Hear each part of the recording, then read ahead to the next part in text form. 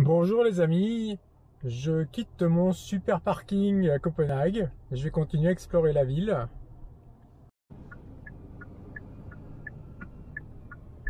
Sur Stormgard.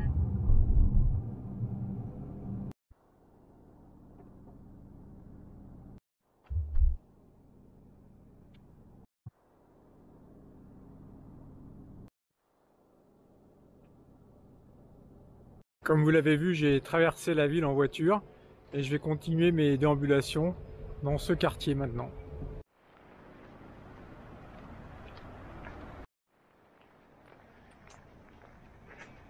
Je suis dans un quartier d'habitation super cool au bord des canaux.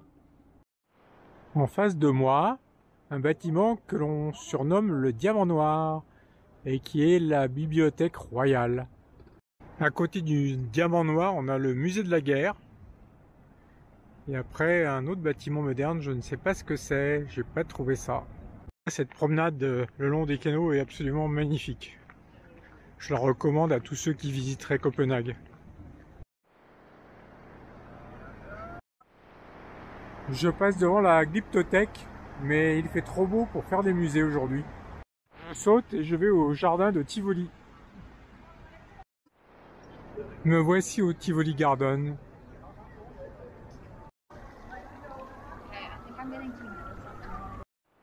Il s'agit d'un jardin mélangeant parc d'attractions, restaurant et jardin bien sûr.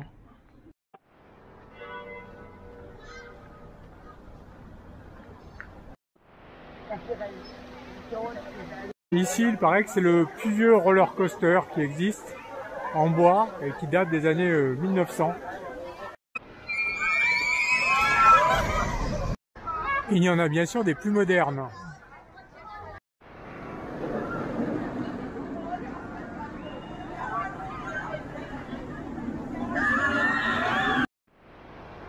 Je ne suis pas venu ici parce que j'aime les manèges, mais plutôt par intérêt culturel pour le plus vieux parc d'attractions du monde.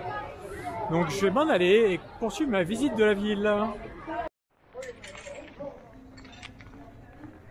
L'université de Copenhague qui date de 1479. Et dans les rues entourant l'université, ce qu'ils appellent le quartier latin. Bien sympa leur quartier latin aussi. Un passage. Voici le château de Christiansborg. Pour les amateurs de séries nordiques, encore, ce château est surnommé Borgen. C'est le siège du Parlement. Pour finir ma visite du Copenhague classique, je me dirige vers le château de Rosenborg. Rosenborg fut la résidence royale à la Renaissance jusqu'en 1710, date à laquelle un roi décida de faire édifier un château plus beau ailleurs, Frederiksborg, où je n'irai pas parce que c'est pas sur mon chemin. Je m'échappe du château par les jardins.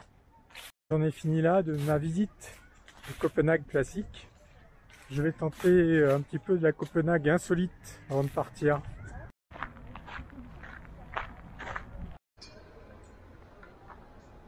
Voilà, je crois que j'arrive là où je veux.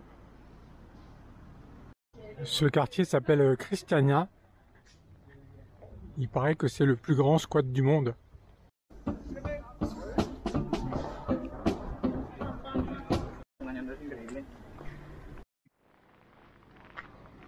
La visite de Copenhague s'arrête là. Je vais reprendre la route vers le sud. Peut-être atteindrai-je l'Allemagne ce soir, pas sûr. C'est parti pour le sud. On est jeudi après-midi. L'autoroute du sud est bien bouchée. On dirait qu'ils ont RTT aussi demain ici. Je fais route à présent vers Rødby, qui est l'embarcadère pour l'Allemagne. Encore quelques grands ponts sur la Baltique. Vous allez bientôt arriver à l'embarcadère du ferry. Me voici à bord du ferry pour rejoindre l'Allemagne. Et il faut remettre cette saloperie de masque. J'avais oublié. Mais je pense que c'est mon dernier bac sur la Baltique. À propos, on quitte le Danemark et je me rends compte que je vous ai pas fait mon petit topo sur l'histoire du Danemark. Ça va vous manquer, non? Sur l'histoire du Danemark dans la région, je vais vous les faire courtes. Le Danemark est devenu fort à l'époque des Vikings. C'est eux qui ont dominé les conquêtes vikings, non pas les Norvégiens. Hein, ce sont bien les Danois qui ont été les Vikings conquérants. Ils sont devenus la puissance principale dans la zone. C'est eux qui ont mené et créé la fameuse Union de Kalmar. Et donc à ce moment-là, ils dominaient les territoires scandinaves et l'influence sur la mer Baltique, jusqu'à ce que le roi Vasa se révolte et que ce soit la Suède qui devienne le pays dominant.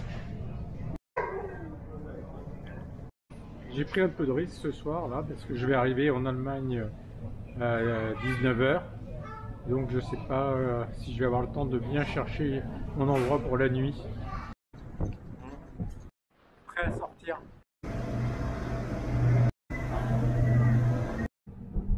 Nous voici à Puttgarden. J'arrive dans une station balnéaire avec 3 grandes tours. Mon appli magique me suggère ce grand parking. À 50 mètres de mon parking, il y a ça. Ça me rappelle le début de mon voyage. Bon, je m'en sors bien pour la nuit, donc il n'y aura pas trop de soucis. Voilà, on va rester là pour aujourd'hui.